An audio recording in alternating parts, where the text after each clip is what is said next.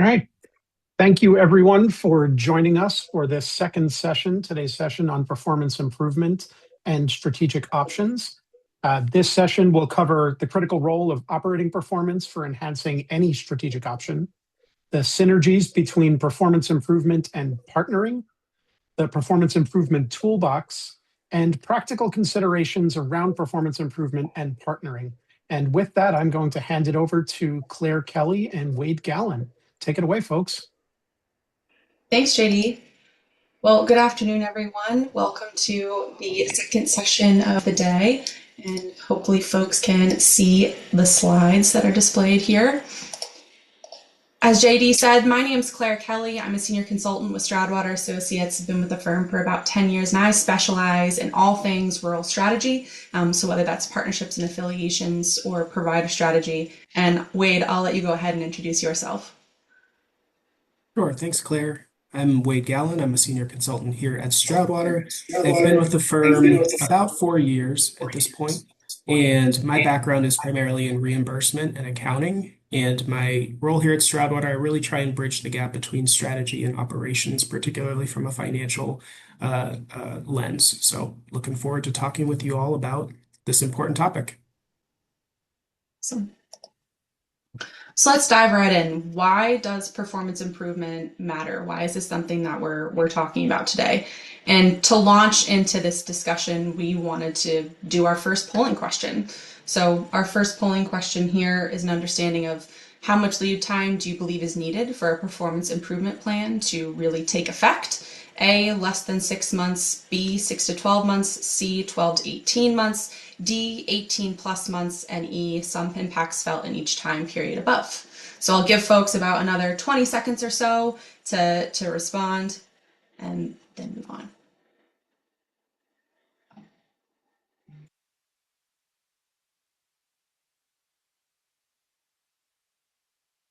Great. With that, I'll end the poll. And so we've got about 46% said 6 to 12 months, 23% 12 to 18 months, 31% some impacts felt in each time period above, and 0% said less than 6 months and 18 plus months. So what we typically see and why this matters is performance improvement, kind of when you see that benefit, varies depending on what performance improvement initiative you're going after.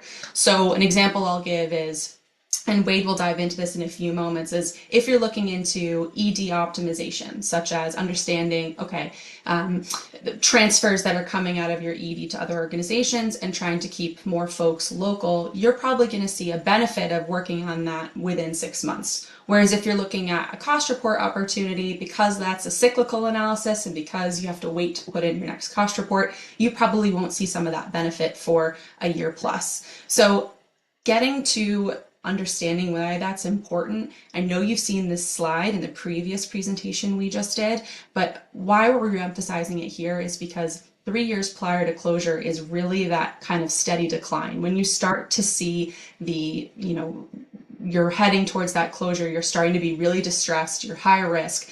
So understanding, okay, in that 7 to 3 years prior to closure, mark, that's where you want to start looking at performance improvement. That's where you start saying, okay, I think we need to do some of these initiatives, because again, it can take 12 to 24 months for some of these initiatives to take effect. Again, you want to put your best foot forward. And why this matters when it comes to strategic options is because sound operations underpin any strategic option you're going after. So whether you want to remain independent, pursuing performance improvement and these initiatives will only benefit your market position. They will only benefit your operations in the long run.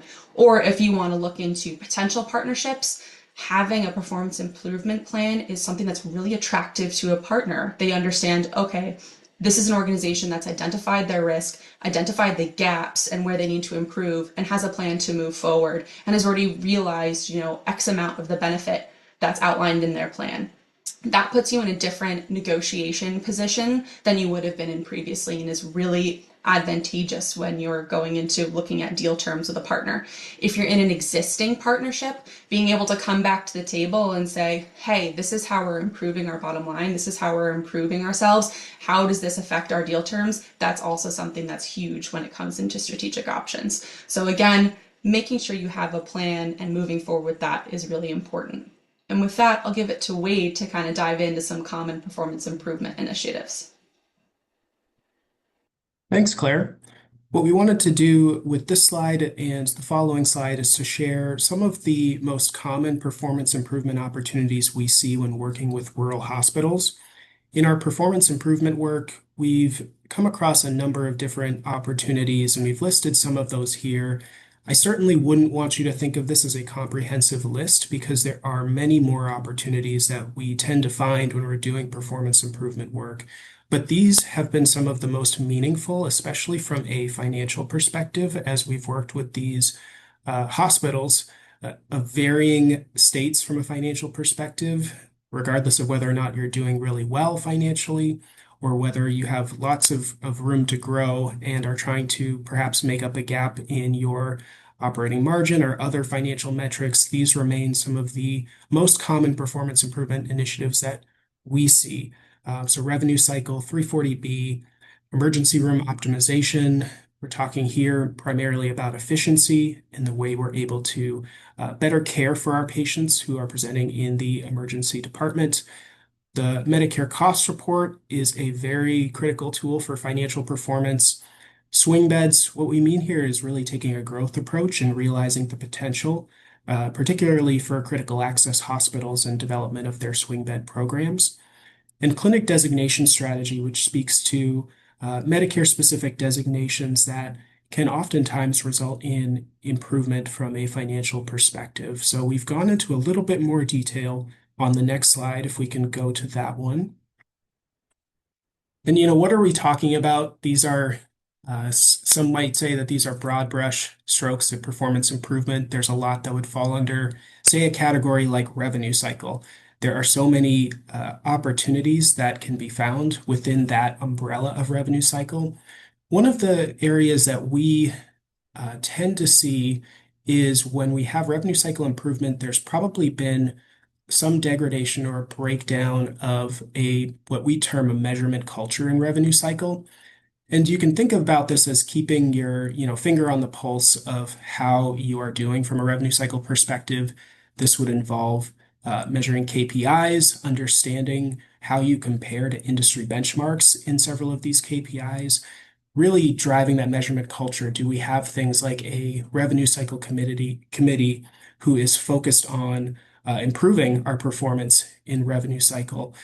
And this could be whether or not you have a lot of these functions internally or whether or not you've outsourced them to another organization.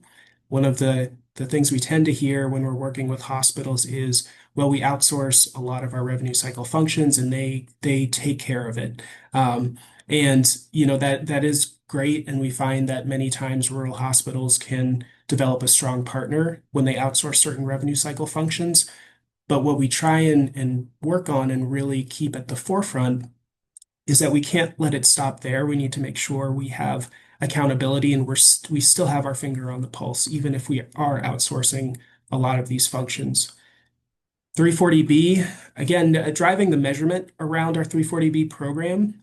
Do we have a sense of how we're doing, whether or not we're maximizing the opportunities that are available?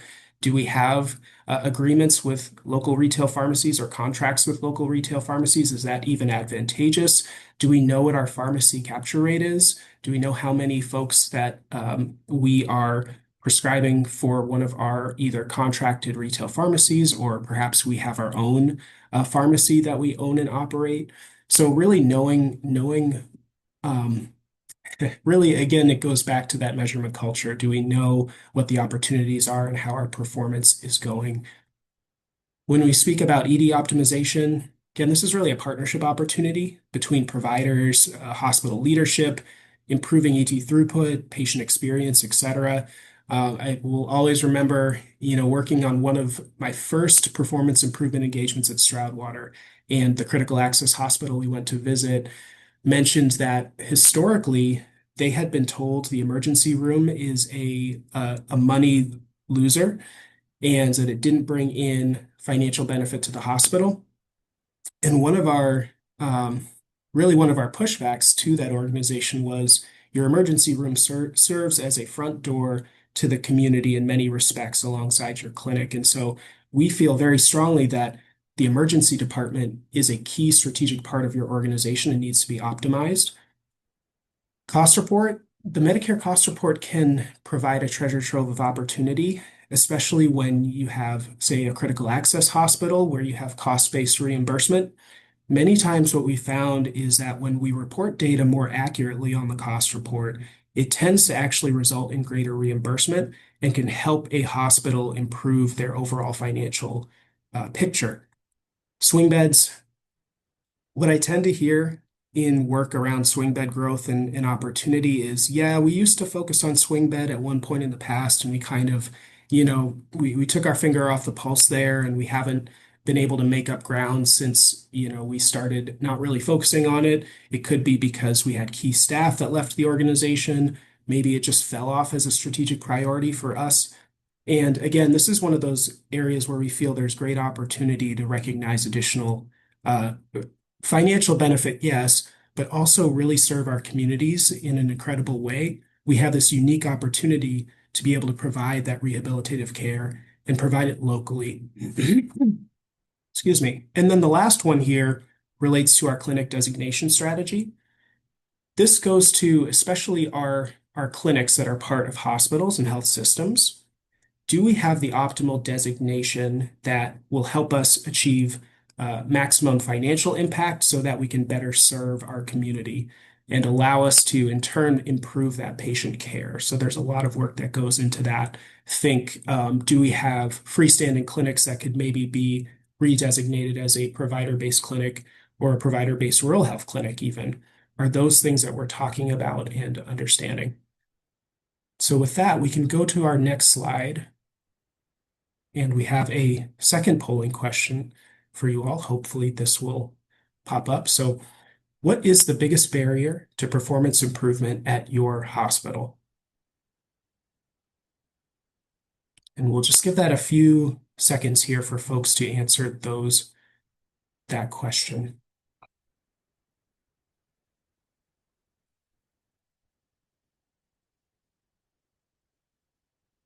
And the options we have are too little time to realize benefits, no consensus on what is needed, expertise required is not present within your organization, there's significant costs associated with developing a plan, inadequate bandwidth, lack of staffing, or none of the above. And I see that the polls are starting to come in. We've got a few front runners here. And it looks like the winner that we have at this point is the expertise required is not present, which is followed by inadequate bandwidth, which are two very common reasons that we hear as well. So if we go to the next slide here, let's talk through some of these. Some of the challenges we see with implementing performance improvement, right? It's one thing to be able to call out an improvement opportunity. It's another thing to be able to take that opportunity and translate it to reality. So one of the things is lack of implementation experience, right? Do we have a team that knows how to implement on a recommendation? Let's say it has to do with maybe clinic designation strategy, and we know that we have a freestanding clinic that we can maybe redesignate as, say, an RHC. Do we have that implementation expertise in-house, or is that something that we need to outsource perhaps, or at least partner with another organization on? Staff and leadership turnover is another one we typically see. There is quite a bit of this that we find in rural working with other hospitals. Lack of buy-in. If we're not really engaging our team, then sometimes we don't have the adequate buy-in to be able to see a performance improvement initiative to fruition, right? It takes a while, it takes trust, it takes really laying out all of the facts to generate that buy-in internally. Inadequate systems to effectively measure progress. If you talk about various internal systems, we hear it time and time again. Maybe it's our EMR, and our EMR doesn't allow us to track so-and-so data set, or perhaps it's just another internal system that makes it difficult for us. So that's a challenge as well. Limited bandwidth. We're always juggling lots of different things in rural, and we have many different hats that we wear, so bandwidth is a challenge. prioritization, perhaps it just, falls by the wayside because again, we have fires that are occurring constantly and that we have to go put them out. So then it winds up on the shelf and we just don't really prioritize it. And then time constraints again, time is the most scarce resource that we have. And so that can pose a challenge. And yet, even with these barriers and challenges, we find that organizations that are able to navigate and overcome them can realize pretty substantial benefits from having a strong performance improvement plan. So we can go to the next slide here. And to speak to that, one of the things that we've done recently here at Stroudwater is done a study based upon performance improvement initiatives and engagements that we've been a part of over the past few years or so. And we looked at what was the total amount of financial improvement that was identified throughout a performance improvement engagement. And the results were honestly very shocking from my perspective. There was quite a bit of opportunity that we were able to quantify and show. What you're seeing here up at the top is when you see total estimated impact, this is the 25th percentile, median, and the 75th percentile of overall financial impact of performance improvement initiatives based upon what we were able to quantify through some of these engagements. So the 25th percentile, so this is on the lower end, we got to about $1.3 million when we looked at the total pool of hospitals in the performance improvement work they were doing. Similarly, at the 75th percentile, if you were way up there and there was a lot of opportunity discovered, it was upwards of $3.7 million. So these are not insignificant numbers when we think about overall financial performance, especially in a smaller rural hospital where our margins and our net revenue tend to be on the lower end compared to our urban counterparts. And then what we did was we looked at this estimated impact and compared it to net patient revenue. We wanted to get a sense of the scale here. What was that impact? And as you'll see, again, the 25th percentile, so this is on the lower end, the estimated impact equated to about 4% of net patient revenue, with the higher end, the 75th percentile, around 11% in terms of a percentage of net revenue. So again, very substantial, a strong performance improvement plan. If it's realized, and if we dedicate that time to it in the prioritization, if we're able to overcome some of those challenges, it can result in substantial benefit for our organization.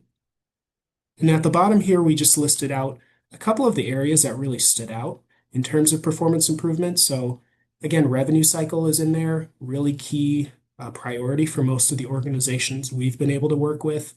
Reduction in inpatient outmigration. So the better care and the more care we can provide locally, that actually results in significant improvement opportunity for us as a rural hospital. Service line growth and expansion, huge part of that at 14%. Swing bed growth, 340B, cost report. And then the other category down there represents all of the other things that they wouldn't be significant from a percentage perspective on their own, but when you accumulate them, they result in about 11, close to 12% of that total benefit. Then the other thing to note here was that in our, performance improvement work, staffing reductions have resulted in 0% of that overall performance. We found that a lot of organizations or a lot of rural organizations have really figured out the staffing piece of things. Sure, there are exceptions to that rule, and we want to make sure we evaluate that individually for each organization, but it tends not to be where the biggest bang for your buck is when it comes to a strong performance improvement plan. It usually follows with a growth approach. How can we grow our organization, and how can we provide better care to the patients in our community?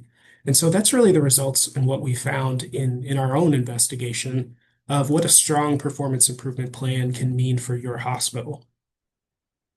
So we can go to the next slide here. I think turn it over to you, Claire. So how do the performance improvement initiatives that Wade just talked about, how do they impact your strategic options as an organization? So one of the key things we like to highlight are things called value levers. If you're an organization that is looking at an existing partnership and updating that existing partnership or a potential partnership, not only can you do these performance improvement initiatives, but you also have the 1-2 punch of these value levers as well. And we'll go in depth in the next slide a little bit into these different levers. But the key point here is that each of these levers are potentially quite significant. And what we've seen is that on a standalone or combination, getting these right and helping organizations get them right and educate potential partners or existing partners on them can have a really lasting positive benefit, because it can change the financial profile of you as an organization to an affiliate or potential partner. We think a lot of these, and we've seen, frankly, in our practice, that a lot of these are sub-optimized by potential partners. And it's not out of malice or ill will. We've seen a lot of sophisticated systems that aren't necessarily up to date or educated on how rural hospitals can contribute to their organization as a whole. And they don't understand how to quantify these value levers, and they don't have an education on them. That's really important for you as an organization to know, because you have to be an advocate for your organization. So if you're in an existing partnership or looking at potential partnerships, understanding these and being able to advocate for your organization is going to be pretty critical if you're going to move down that road. So diving into these each a little bit, starting with reimbursement methodologies, I think if you're a critical access hospital, these will become pretty obvious to you. You're eligible for cost-based reimbursement along with 340B, and you have the ability to convert some clinics to RHCs. This is of high value to systems that we've seen. We talk about home office cost allocations.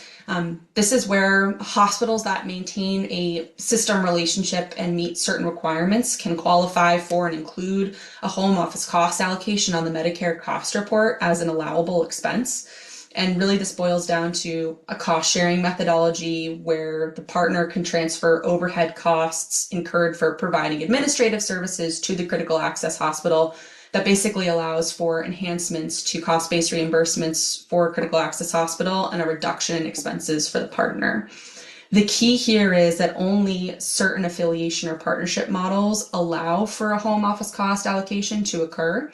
So in a lot of cases, you have to have a more fully integrated model, meaning the financials have to be closer aligned. So we're talking about partnerships models such as a sole member substitution or an asset purchase. That's where you can really take full advantage of a home office cost allocation. Whereas with being part of a network or clinical partnerships or management agreements, you're not going to be able to take advantage of this value lever. So that's one of the caveats with that one. Leverage sites of service. This is a great value lever. As a critical access hospital, you're caring for lower acuity patients, and those patients want to remain closer to home. And if you're part of a system or looking to become part of a regional referral center, when you have referrals, those are higher acuity patients that are going to those hospital beds. So keeping the lower acuity patients at the critical access hospital and freeing up higher acuity patient beds at the system partner is really advantageous. An example of this is if you utilize a critical access hospital as a relief valve for swing bed patients. So a patient that is finishing an acute stay or is post-acute care, they're getting transferred back to their local market and freeing up an occupied bed for the next complex acute patient at the system partner. It also reduces variable costs of care incurred from keeping the patients longer under DRGs because you're utilizing the swing bed at the critical access hospital. These last two bullets, the value of attributed lives in a primary care base that's cash flow positive, and the true value of incremental referrals. Within what we've seen, these two are really the most undervalued by system partners and regional referral centers when they shouldn't be. And as soon as potential affiliates become aware to them or existing affiliates become aware to them, the tone changes. I think for the first one, a primary care base, this is a lifeblood for a rural hospital, for a critical access hospital organization. So having a primary care base that's strong is really important to a system, because that means that critical access hospital is getting referrals from that primary care base. And then folks would be referred from that lower acuity hospital to that system partner. We want to be very clear that the folks that are being referred to that system partner are folks that would have been transferred anyway, regardless of a partnership. These are folks that need a higher level of specialty care or acuity care that a critical access hospital can't meet. These are not patients that could be cared for locally and are getting unnecessarily transferred to a system partner. What happens is you have this primary care referral base that's then referring to the lower acuity hospital. And then you have this true value of incremental referrals where instead of that critical access hospital referring to 3 or 4 different regional partners for higher acuity patients and finding available beds, they now have an established relationship with that regional referral partner. And so all of their high acuity referrals are typically going to one partner, which means that partner's picking up additional market share in the service area of that critical access hospital. Those higher acuity transfers in patients bring in additional revenue for the system that a lot of times partners and systems have not quantified that value. And that can be pretty shocking for a lot of folks to understand, wait a minute, this rural hospital is bringing us this much in annually from their referrals. That puts this hospital in a different light. And you can use that along with your performance improvement initiatives and some of these other value levers to really, again, change your negotiation and your leverage with your either existing affiliate or potential partners. Wade, I don't know if you'd have anything to add to this slide as well. Yeah, I would say that specific to the home office cost allocation, this is a really interesting lever and opportunity here, and requires definitely a good bit of thought here. Each home office cost statement is what they refer to it as for different organizations. They're all set up a little differently. And so as you're thinking about what a home office cost allocation would look like and even the impact at an individual entity level, it's really important to consider the nuances of that system, that organization, and how those costs are structured and flow through to their affiliate members. So, just another note to keep in mind as you're reviewing that. Awesome. And with that, we'll head into our third polling question. Perfect. How likely do you believe it is that your hospital can avoid closure, conversion, or partnering from an adverse position with an actionable performance improvement plan? A, very likely, somewhat likely, not very likely, very unlikely, or unsure. We'll give folks about another 20 seconds to respond to that.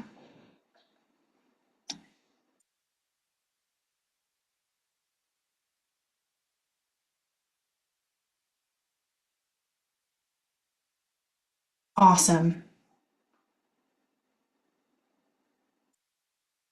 So about 30% said very likely, 60% somewhat likely, and 11% not very likely. Very unlikely and unsure had 0 responses, so that's great.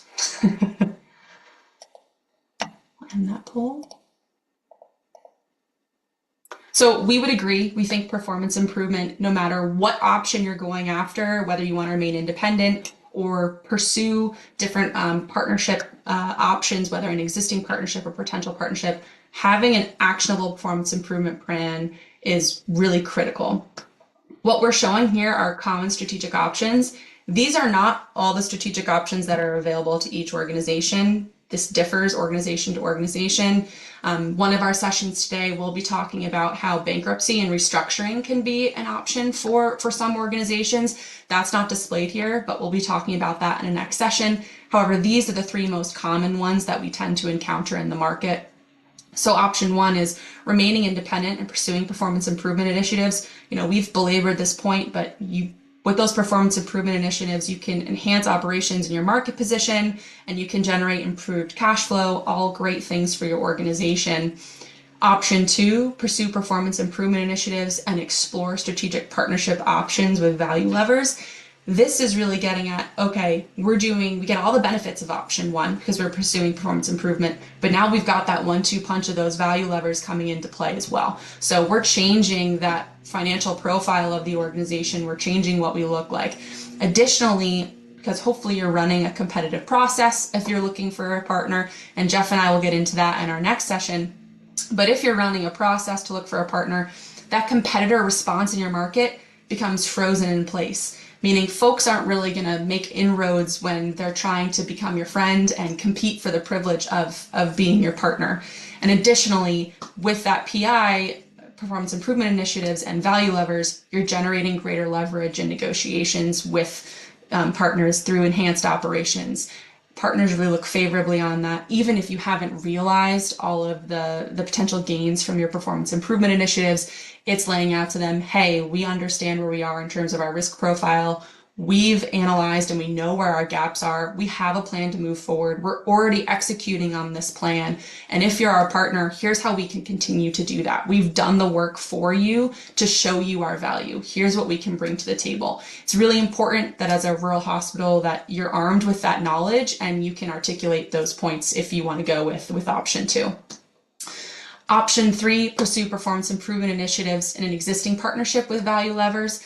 Again, all the benefits of option 1, and if you're already in an existing partnership, it really pays to kind of start these conversations and revisit the deal table if you've got a performance improvement plan in place and if you've done the analysis on how much you're contributing in incremental referrals to that organization. What's that home office cost allocation? How is that allocated?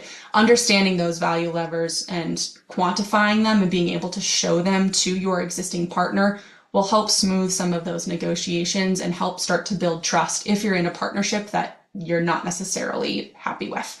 So that's kind of what we see in the market as common strategic options and the result of doing some PI initiatives and looking at value levers. So with that, I want to go into kind of a case study where we can show where this was really effective. So Stroudwater worked with a critical access hospital that was in the Mid-Atlantic. And this was an organization that had a patient revenue of about 12 million, and they were estimated to be cash flow negative within 2 years. And they contacted Stroudwater saying, hey, we think we really need to partner. We're at that point where we're a distressed organization and we're worried about kind of keeping the doors open in the next 2 years. So Stroudwater came in and said, okay, if we're looking at partnerships, we definitely need to do some performance improvement initiatives and look at some of your value levers.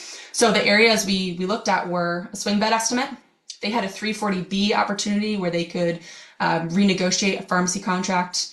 There was a cost report opportunity, and then we looked at a home office cost allocation. Additionally, we looked at the incremental referrals, which we'll talk about on the next slide. But just between the swing bed, 340B, cost report, and home office cost, we came up with a low estimate of savings of about $1 million annually and a high estimate savings of about $1.3 million annually. This organization had a required investment of about $3.6 million in needed investments, and we assumed 100% debt financing, and they had a 40% cost-based reimbursement. And if you look at this model, they would, based on those performance improvement initiatives and a value levers, be able to fund all of their required investments and have increase in operating performance by at least $670K annually. So again, this changed the entire financial profile of this organization. And really the only thing the partner needed to do other than the affiliation process was enter in negotiation for a pharmacy contract. But all these other performance improvement initiatives and value levers would be done on their own and with little, minimal investment from a partner.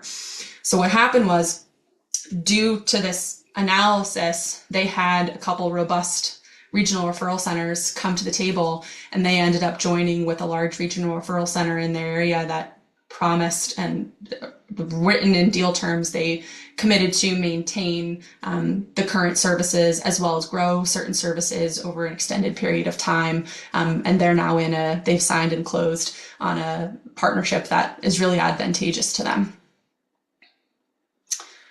And this is just an understanding of how we look at the incremental referral opportunity for a partner. So again, this is understanding, okay, here are referrals that are going elsewhere, and here's what would happen if you were to join with this regional critical access hospital, and all these referrals were to come to you. What does that look like? And so an estimated change in market share by partnering with that rural affiliate contributed to an estimated contribution margin benefit of about $1 million a year for that system partner. And $1 million a year on a $12 million net patient revenue hospital is is not a bad deal. So it was just really advantageous for them to be able to put these numbers in front of potential partners and have, fruitful discussions about them.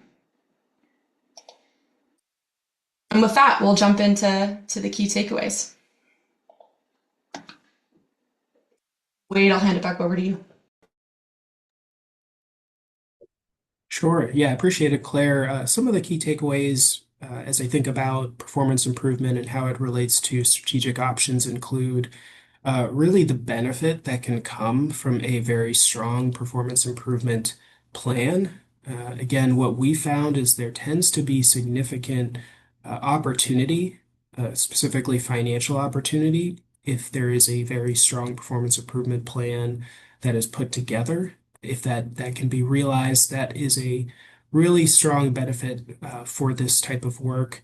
And, when we look at those performance improvement opportunities, we also need to recognize that there are some barriers and there are some challenges to addressing those at an organizational level. We certainly don't want to make light of those challenges or barriers. However, we would argue that with strong financial opportunity, we can overcome those barriers and challenges if we have the right data, if we have the right team, partnerships externally, and that could be perhaps we need to, call up another hospital that we know it has implemented a plan or has done really well in a certain area, and just ask them how they did it. What was their strategy? How did they implement that performance improvement initiative, etc. And the more we can really recognize and realize some of these improvement opportunities, it really gives us more leverage as a hospital when we go to the negotiating table or even consider any sort of strategic options in the first place. And really the key is not to wait until you are in financial distress. We have, especially over the past few years, had many engagements where hospitals were really, really struggling. They were really challenged. They weren't thinking long term. It was just how do we get through the next, week or few weeks, and your options become much more limited at that point. So we really want to be developing these performance improvement plans when we are, immediately, even if we're healthy, we still want to have that be a priority for our organization so we can continue to maintain that. We have too many things that are trying to work against us as rural hospitals, whether it's reduced reimbursement. There are lots of regulatory challenges at works. And so we really need to make sure we're maximizing every opportunity that's available to us as a rural hospital. And Claire, yeah, what are your thoughts around some of these takeaways? I completely agree. And I think one of the biggest things here too is, having a strong performance improvement plan is an asset no matter what option you're going to take down the road. There's really no harm at all to start it earlier, sooner rather than later.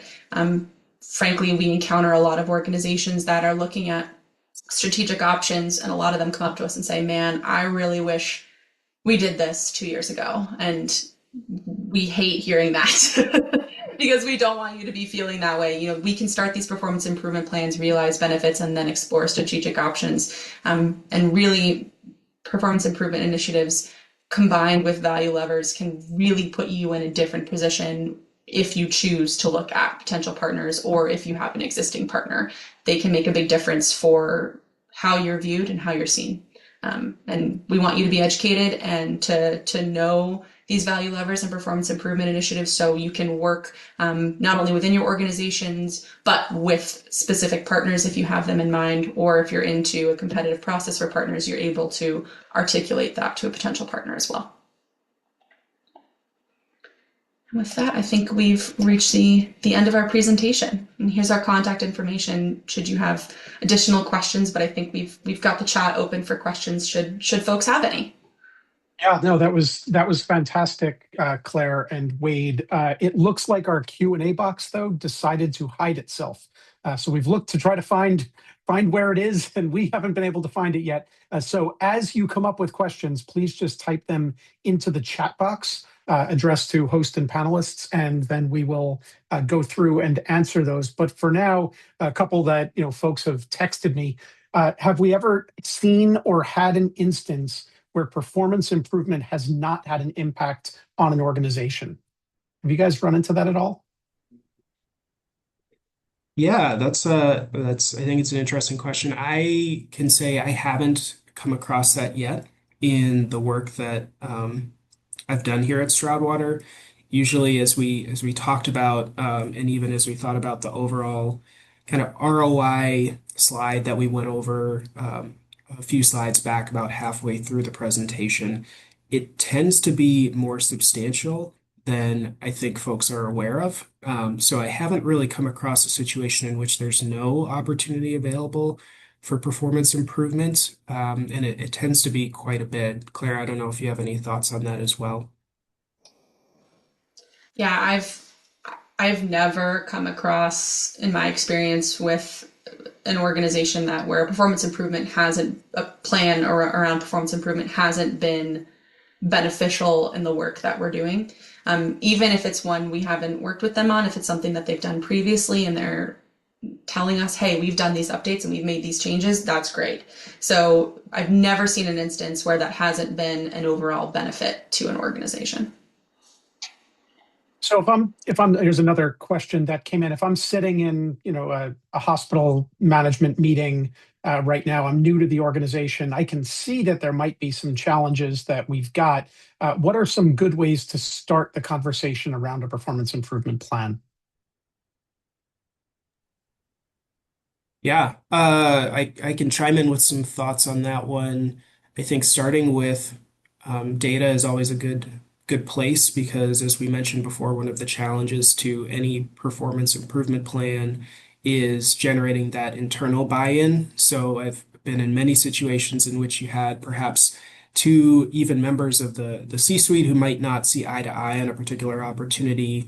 There might be some impressions at perhaps a board level that might be not present in the C-suite or other leadership roles within the organization. And so I think really starting with the facts and having a good sense of how that organization compares to best practices within the industry is a really good place to start the conversation, showing them the why, why are we even pursuing this? And it's because we looked at our data and we compared it to other organizations of our same size, our same scope, and it shows that there's probably an opportunity for us.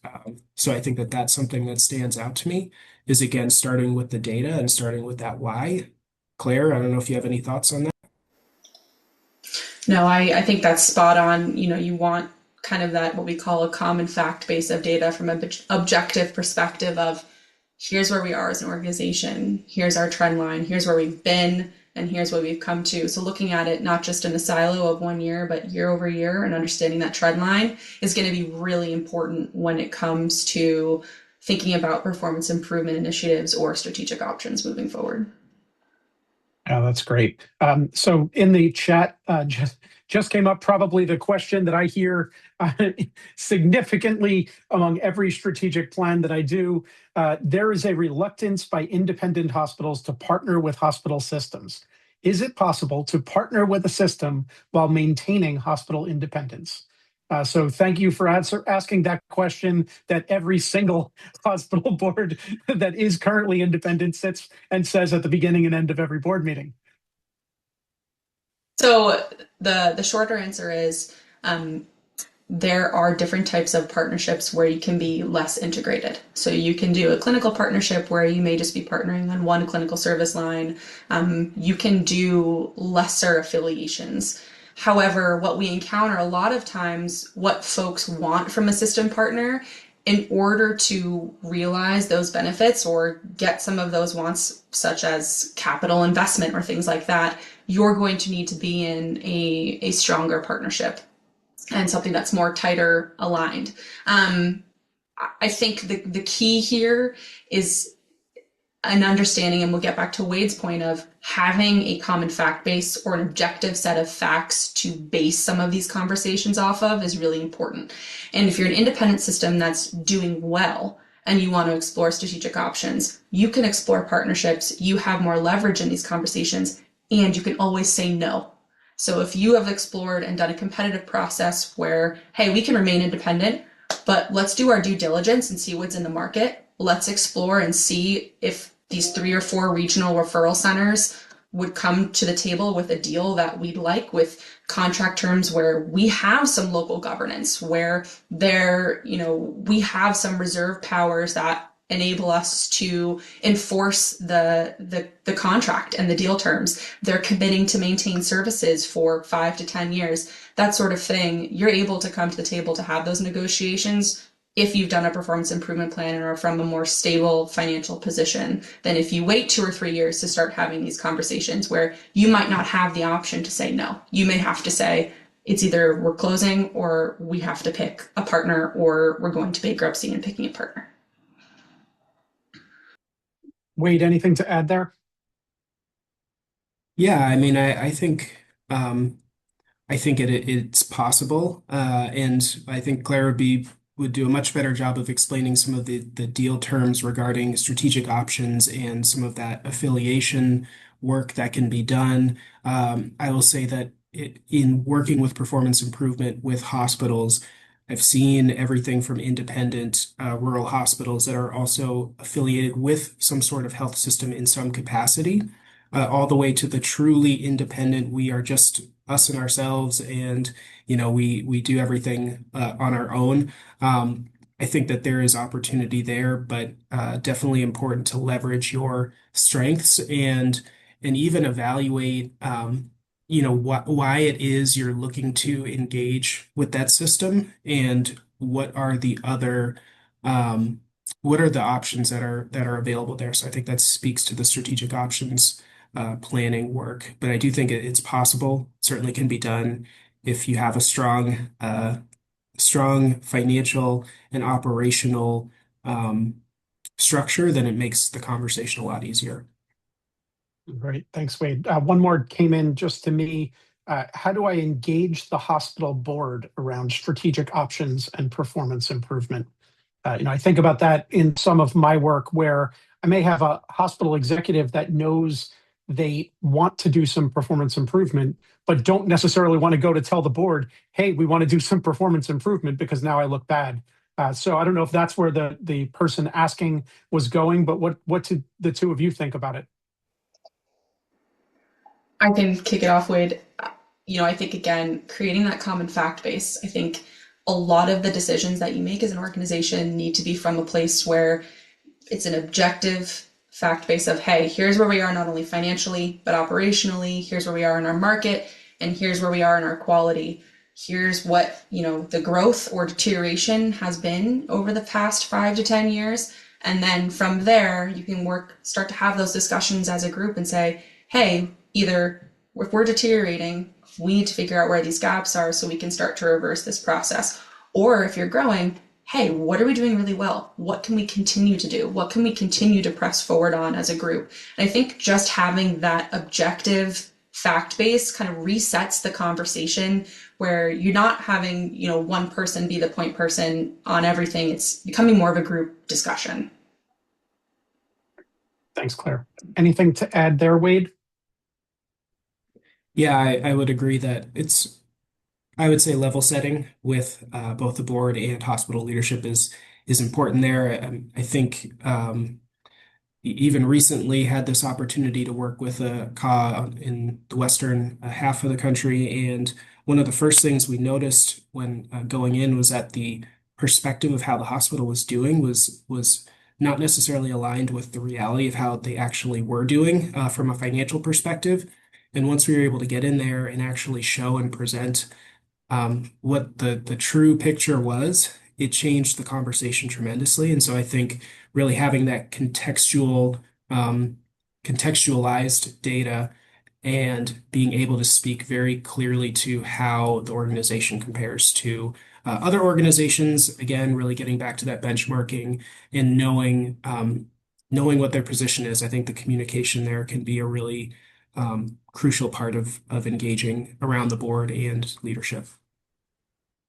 Awesome. Well, thank you so much to the two of you. Super enlightening presentation as we think about kind of improving performance as a tool to maintaining our rural hospitals so that they're strong to make their own decisions as they go forward in the partnership space. At this point, this session is over. If everyone would return back to the event lobby, you can then join our next session at the top of the hour, focusing on protecting and securing the value of rural partnerships. Claire Kelly will be there with us again. And she will lead that presentation for us. But thank you all so much for your time. Even though we did our question and answer just via audio, we will include that in the event materials that will go out to participants. So thank you very much, and we look forward to seeing you at the next session. Good job, everyone. Thank you all. Thanks all.